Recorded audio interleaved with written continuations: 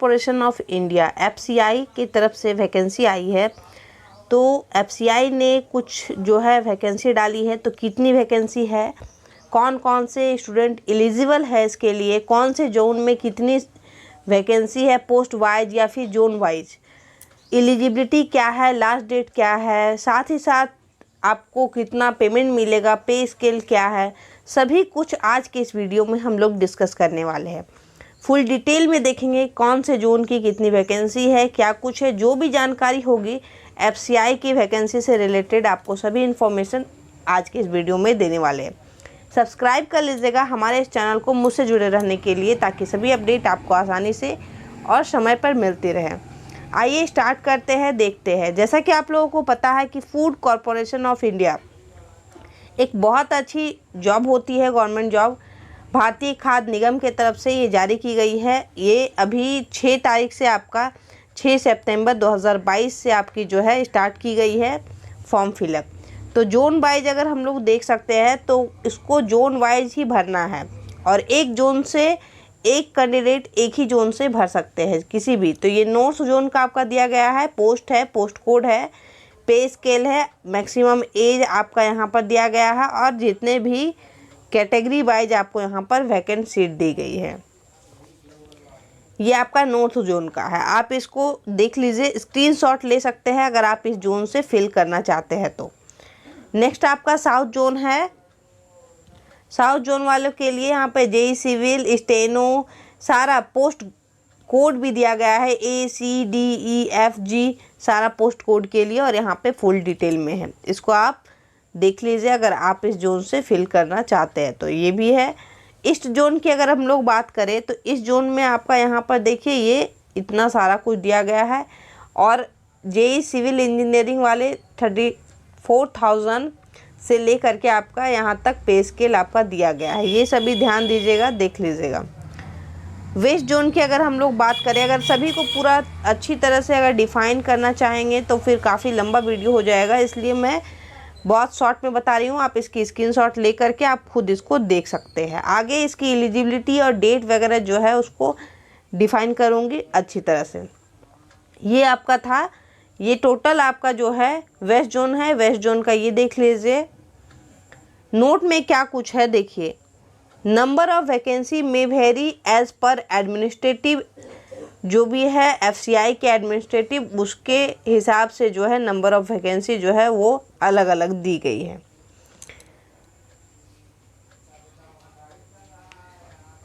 नीचे देखिए आपका यहाँ पर जो भी है, आपको मेन जानना क्या है कि कितने कब से कब तक आपका डेट है, और डिसेबिलिटी वालों के लिए भी यहाँ पर कुछ दिया गया है, मल्टीपल डिसेबिलिटी, ब्लाइंडनेस, लो विज़न, इन सभी के लिए। क्वालिफ़िकेशन एंड एक्सपीरियंस जो डिमांड किया गया है, कौन से पोस्ट के लिए क्या क्वालिफ़िकेशन है ये देखते हैं। सबसे पहले हम लोग पोस्ट कोड A के लिए देखते हैं, जिसमें JEE सिविल इंजीनियरिंग वालों को रखा गया है। तो इसकी क्वालिफ़िकेशन क्या होगी? Degree in civil engineering, diploma in civil engineering with 1 year experience. Next आपका है JEE इलेक्ट्रिकल मैकेनिकल के लिए, ये आपका B ग्रेड में रखा गया है। इसमें आपको degree in electrical engineering, mechanical engineering, diploma in electrical engineering with 1 year experience, diploma in mechanical engineering with 1 year experience, ये होगा तो आप इस फॉर्म को फिल कर सकते हैं। स्टेनो ग्रेड 2 के लिए, जिसको C ग्रेड में रखा गया है, ग्रेजुएट डिग्री चाहिए विथ 40 वर्ड पर मिनट एंड 80 वर्ड पर मिनट इंग्लिश में, और हिंदी में आपका 40 वर्ड पर हिंदी टाइपिंग, इंग्लिश टाइपिंग जो शॉर्ट हैंड होना चाहिए वो चाहिए। नेक्स्ट आपका ग्रेड D की अगर हम लोग बात करें, AG 3rd जो जनरल है, इसमें graduate degree in any discipline, किसी भी डिसिप्लिन में, मतलब BA हो, BSc हो, BCom हो, कुछ भी हो, आप इसके लिए जो है किसी भी अच्छे यूनिवर्सिटी से होना चाहिए, इसके लिए आप एलिजिबल है। और साथ ही साथ आपको जो 15 से 20 दिन का कोर्स होता है कि आपको कंप्यूटर का नॉलेज होना चाहिए, कंप्यूटर ऑन ऑफ करना आना चाहिए, चलाना आना चाहिए, AG3 अकाउंट्स की अगर हम लोग बात करें तो इसको ग्रेड ई में रखा गया है। Bachelor of commerce from a recognised university with proficiency in use of computer, मतलब कि 15 से 20 दिन का जो कोर्स होता है, मैंने बताया आपको कि कंप्यूटर ऑन ऑफ करना आना चाहिए, चलाना आना चाहिए, ये सभी। ये आपका अब ग्रेड एफ की अगर हम लोग बात करें, AG3 आपका टेक्निकल में, इसमें क्या चाहिए, BSc in agriculture from a recognised university या फिर BSc with any of the following subject from a recognised university, botany, zoology, biotechnology, biochemistry, microbiology, food science. किसी में से एक भी सब्जेक्ट में आपका जो है वो होना चाहिए BSc। बीटेक आपका हो सकता है, BE इन फूड साइंस हो सकता है, food science and technology, agricultural engineering, biotechnology from a recognised university and institute approve by, जो भी है। साथ ही साथ कंप्यूटर चलाना आना चाहिए। ए आपका थर्ड जो है, इसमें क्या है, ग्रेजुएट डिग्री चाहिए, ये आपको G पोस्ट में रखा गया है ग्रेड में। Graduate degree in any discipline, किसी भी डिसिप्लिन में आप ग्रेजुएट होने चाहिए एक अच्छे रिकॉग्नाइज्ड यूनिवर्सिटी से, साथ ही साथ कंप्यूटर का नॉलेज होना चाहिए। AG3 हिंदी की जब हम लोग बात करते हैं तो इसमें आपका क्या है, ये लास्ट ग्रेड है आपका H। Degree of a recognised university with Hindi as main subject, proficiency in English specially for the purpose of translation, certificate diploma course in translation from English to Hindi and vice versa of at least 1 year duration from a recognized university institute approved by government. Given the fact that the major work of assistant grade 3 Hindi would be translation, ये आपका जो है qualification चाहिए AG third Hindi के लिए, grade H के लिए।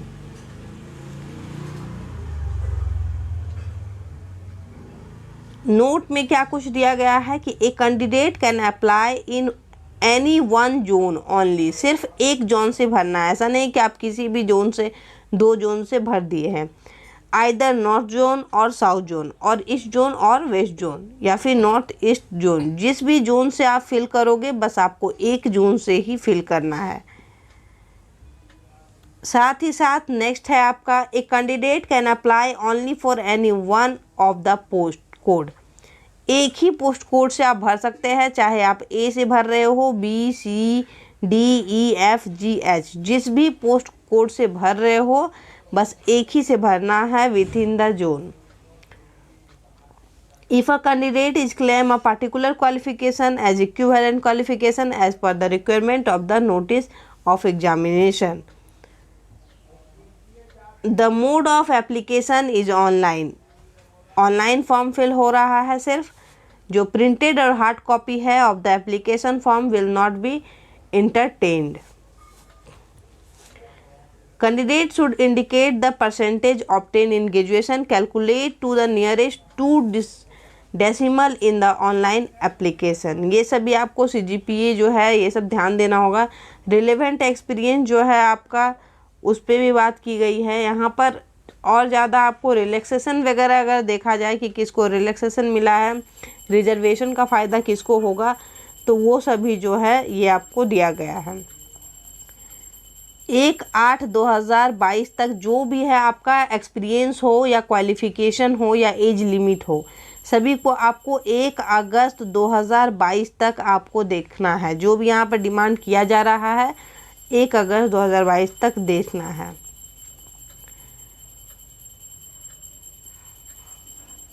Departmental candidate के लिए 50 ईयर जो है दिया गया है।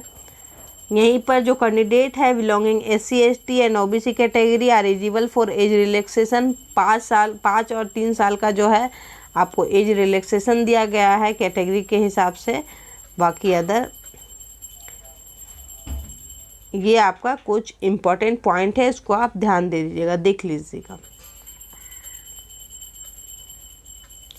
अब डेट्स की हम लोग बात करें कि कब से कब तक फॉर्म फिल हो रहा है और क्या लास्ट डेट वगैरह है, तो उस पर हम लोग बात कर लेंगे। साथ ही साथ सिलेक्शन प्रोसेस भी देख लेते हैं।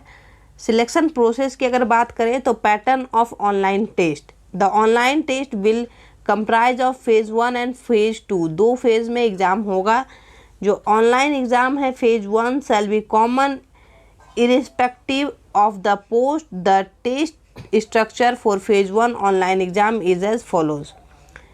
Name of the test, English, reasoning और न्यूमेरिकल आपका यहाँ पर दिया गया है।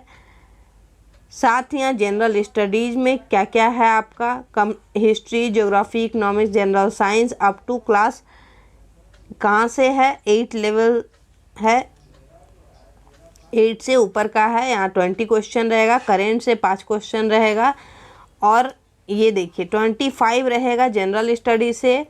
इंग्लिश से आपका 25 नंबर का रहेगा नंबर ऑफ क्वेश्चन, और क्वेश्चन भी और मार्क्स भी वही सेम टू सेम है। रीजनिंग से आपका 25 रहेगा, न्यूमेरिकल एप्टीट्यूड से भी 25 रहेगा। आपका जो ड्यूरेशन है, ये वर्जन जो है इंग्लिश ये बायलिंगुअल में हो सकता है, रीजनिंग आपको बायलिंगुअल देगा और मैथ्स भी जो न्यूमेरिकल एप्टीट्यूड है बायलिंगुअल है, जनरल स्टडीज़ भी बायलिंगुअल है। सिर्फ इंग्लिश लैंग्वेज जो है वो इंग्लिश में होता है, ये आपको पता होना चाहिए। टोटल 100 जो है क्वेश्चन रहेगा और 100 मार्क्स जो है वो रहेगा। टाइमिंग आपका 60 मिनट देगा, 1 घंटा टाइमिंग जो है वो देगा। ये था आपका फेज़ 1। फेज़ 2 का वहीं पर फेज़ 2 जो है उसका एग्ज़ाम का जो यहाँ पर कुछ डिटेल दिया गया है, ये पोस्ट वाइज है, डिस्क्रिप्शन वगैरह सारा कुछ है। इसको डिटेल में नहीं देख रहे हैं क्योंकि डिटेल में देखने से काफ़ी ज़्यादा समय लग जाएगा। ये सारा कुछ आपका फेज़ 2 का ही है। ये इसको हम लोग बाद में जब सिलेबस डिस्कस करेंगे तो अच्छी तरह से डिस्कस कर लेंगे।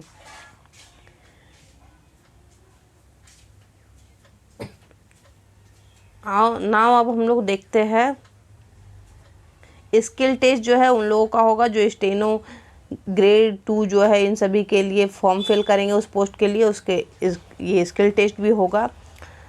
नेक्स्ट है आपका डॉक्यूमेंट वेरिफिकेशन। डॉक्यूमेंट वेरिफिकेशन उसका इम्पोर्टेंट इन्फॉर्मेशन एंड इंस्ट्रक्शन, ये हम लोग पहले भी देख चुके हैं कि एक ही आपको ग्रेड भी आपका एक ही होना चाहिए, एक ही ग्रेड से भरना है और एक ही जोन से भी आपको भरना है। ये पूरा डिटेल में है। डाउनलोड ऑफ कॉल लेटर को लेकर के यहाँ पे दिया गया है सभी कुछ। ये तो जब आएगा तो उसके लिए वीडियो अपलोड हो जाएगा। कैंडिडेट रिपोर्टिंग लेट, ये आपका है आइडेंटिफिकेशन वेरिफिकेशन है और सारा कुछ है। अब हम लोग फॉर्म फिलअप से रिगार्डिंग जो भी इम्पोर्टेंट इन्फॉर्मेशन होगा वो मैं आप लोगों को एक और वीडियो बना करके कि फॉर्म फिल करने में कौन कौन से मिस्टेक ना करे, क्या गलती करे नहीं करे, अगर आपको चाहिए तो आप कमेंट कीजिएगा, उसके हिसाब से आपको प्रोवाइड किया जाएगा। अभी हम लोग टेंटेटिव डेट की बात कर लेते हैं। तो submission of online application form along with fee payment with commas आपका जो है 6/9/2022 10 AM से स्टार्ट हो गया है और आपका लास्ट डेट जो है वो 15/10/2022, मतलब टोटल आपका 1 मंथ का टाइम लिया है। 5 अक्टूबर तक आप फिल कर सकते हैं। अवेलेबिलिटी ऑफ एडमिट कार्ड जो आपका वेबसाइट है, एग्ज़ाम से 10 मिनट जो भी अनाउंसमेंट होगा एग्जामिनेशन डेट उससे 10 दिन पहले होगा। डेट ऑफ ऑनलाइन टेस्ट जो है उसका टेंटेटिव मंथ दिया गया है कि जनवरी 2023 में आपका एग्जामिनेशन लेने की उम्मीद की गई है। एट लास्ट में आपको पेमेंट ऑफ फ़ी जो है ऑनलाइन मोड में फ़ीस पेमेंट करना है। तो the candidate applying for the post any one within the zone are required to submit application fee 500 जो है आपका एप्लीकेशन फ़ी है। जो भी बैंक का GST चार्जेज वगैरह होगा उन सभी को लेकर के यहाँ पर दिया गया है। ये ध्यान से देख लीजिएगा। जो भी और भी अगर कुछ आपको जानकारी चाहिए तो कमेंट कीजिएगा, कमेंट सेक्शन में आपको सभी कुछ जानकारी मिल जाएगी कि जब भी आप फॉर्म फिल करें तो क्या क्या आपको उसमें सावधानी रखनी है, क्या फ़ोटो का साइज़ होना चाहिए, सिग्नेचर कैपिटल होना चाहिए या नहीं, जो भी है कमेंट कीजिएगा। तो नेक्स्ट वीडियो में आपको वो भी प्रोवाइड किया जाएगा फॉर्म फिलअप से रिगार्डिंग। और साथ ही साथ अगर लिंक चाहिए होगा तो कमेंट कीजिएगा, डायरेक्ट लिंक अप्लाई करने के लिए वो भी प्रोवाइड की जाएगी। Thank you so much, bye bye. मिलते हैं नेक्स्ट वीडियो में। लाइक कर सब्सक्राइब करें और मुझसे जुड़े रहें। Bye bye.